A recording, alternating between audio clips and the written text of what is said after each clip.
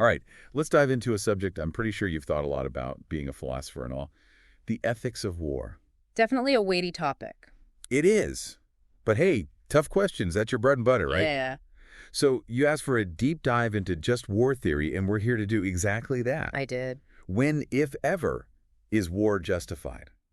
We've got a whole stack of articles and theories ready to go. Buckle up. It's going to be a wild ride trying to figure out where morality fits into something as inherently violent as war. It's like we're searching for some middle ground, right? Yeah. Between saying morality just goes out the window in war Right. and the pacifist view that war is always wrong. Okay. Yeah, that sets up the two poles of the debate pretty nicely. Mm-hmm.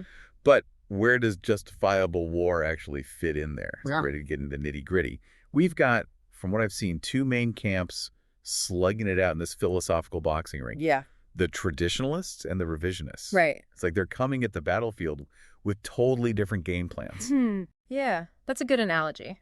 The traditionalists, sometimes called legalists, they're all about international law, especially the laws of armed conflict.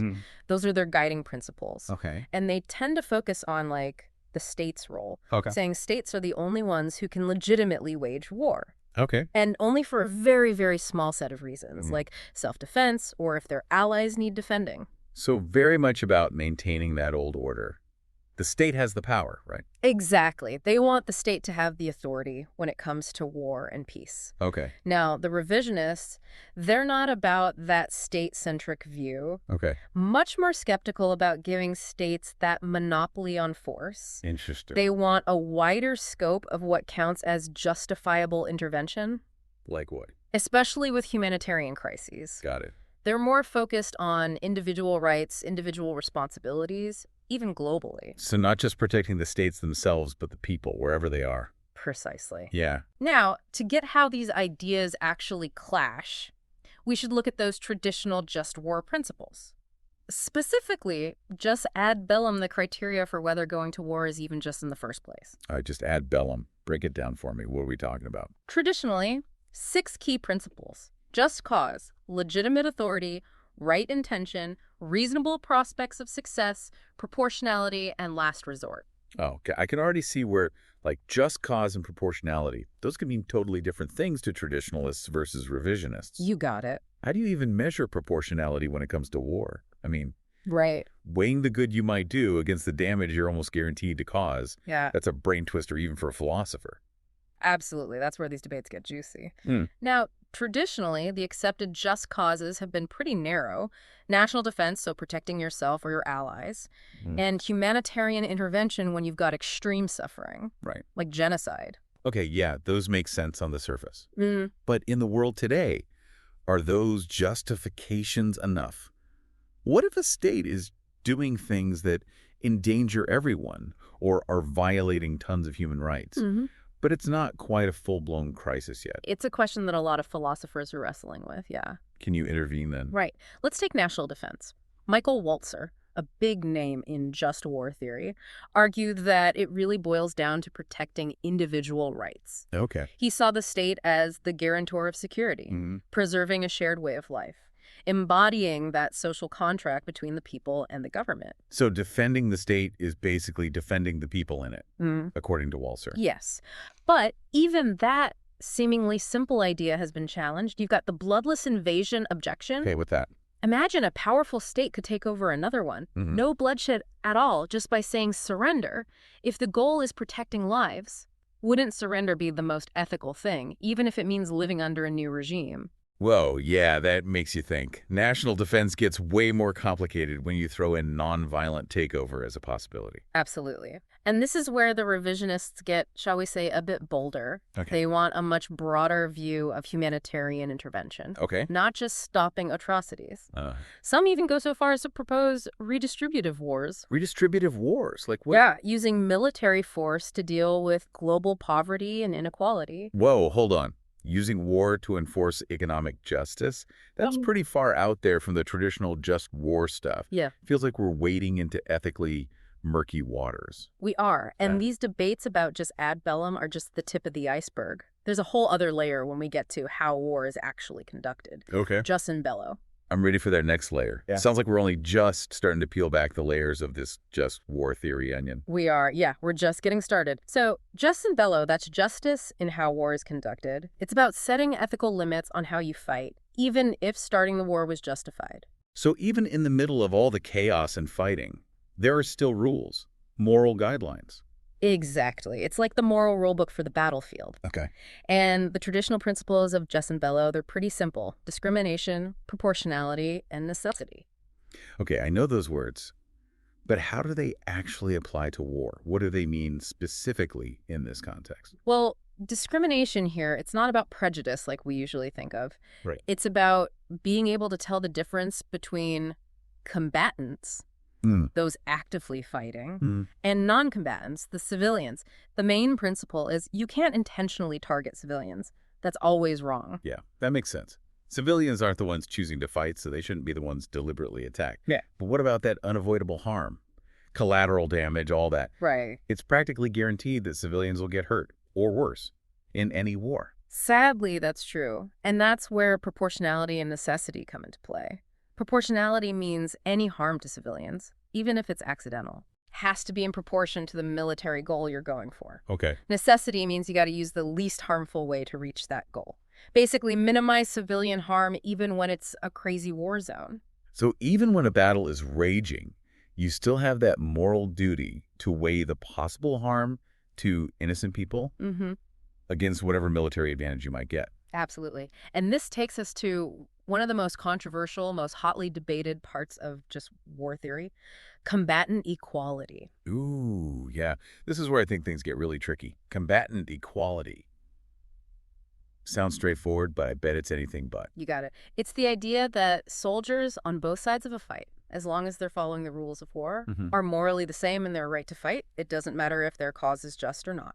Wait, hold on. So you're saying a soldier fighting for a terrible regime, an unjust war, Mm-hmm. they're morally the same as someone defending their home from attack. That seems a bit off, to say the least. It's a tough pill to swallow. Michael Walzer, who we were talking about earlier, he defended this combatant equality using the idea of forfeiting rights. Okay. He said that by picking up a weapon, both sides basically say, we give up our right to life, we're now fair game. Doesn't matter what you're fighting for. But can you really just ignore whether the cause is good or bad? If you accept this combatant equality idea, Yeah. aren't you saying the war's morality itself doesn't matter when you're judging what individual soldiers do? That's the core of the argument against combatant equality. Lots of philosophers, the revisionists especially, find this really problematic. They say responsibility for a bad, unjust war. Hmm. It goes way beyond just the guys holding the guns. Okay. Political leaders, people making weapons, even ordinary citizens who support the war, they all share some blame, morally. So it's not just about the soldiers on the front lines, but the whole system behind the war. Exactly. Which brings us to a real sticky philosophical problem, the responsibility dilemma. If we say only the people really responsible for an unjust war can be killed, well, that lets a lot of unjust combatants off the hook, the ones just following orders or barely involved. So we're kind of stuck, huh? Yeah. Either we make liability super narrow, which could mean it's almost impossible to fight without hurting people who aren't to blame. Or we widen that scope of who's liable, and suddenly civilians might be considered fair game, which would totally wreck the idea of non-combatant immunity, Right. which is like a core part of just war theory. It's like a moral catch-22. Yeah. Restrict who you can target, and maybe you can't fight at all. Yeah. Expand it, and you blur the lines between soldier and civilian, making war even more awful. It's a tough one, no doubt.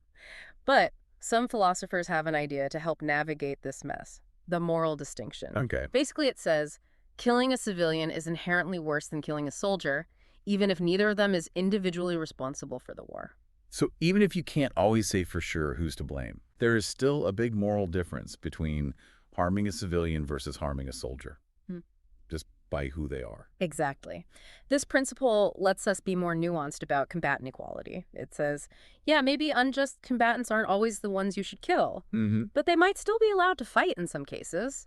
But harming a civilian, that needs way stronger justification. So it's like recognizing that war is messy, but there are still some things that are just plain wronger than others. Add some moral depth instead of just being about strategy. Precisely. And this leads to a bigger question about just war theory itself, where it's going. Okay. If the traditional focus on states and that iffy defense of combatant equality, if that's not quite good enough anymore, what's the alternative? How do we judge war morally in the 21st century? Oh. So many different players, technology's changing constantly. That line between soldier and civilian is getting blurrier all the time. Yeah, that's a question to keep philosophers busy for ages, I bet. Hmm. But any initial thoughts on what we do next?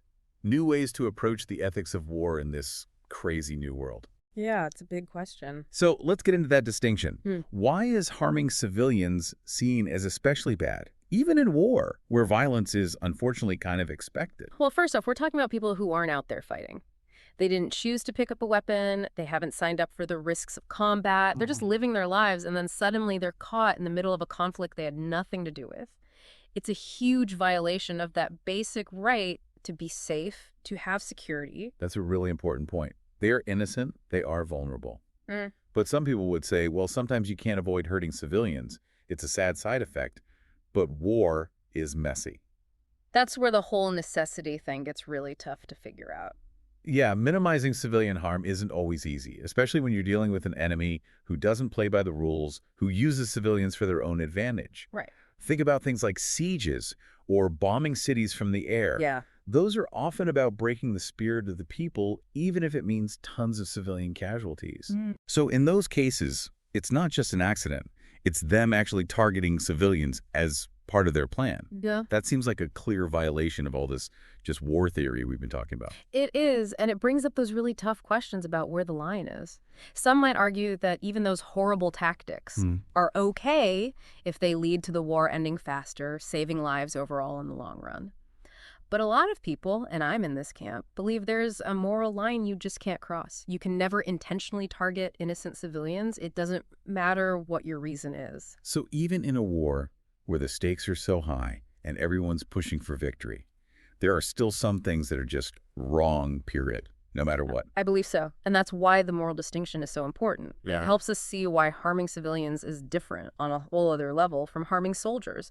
Even accidental civilian deaths need to be looked at carefully, morally, Right. but intentionally targeting them. That goes against a fundamental ethical rule. So the moral distinction, it helps sort out some of these dilemmas, right? Yeah. It gives us a way to understand why some actions are just worse than others, even in the craziness of war.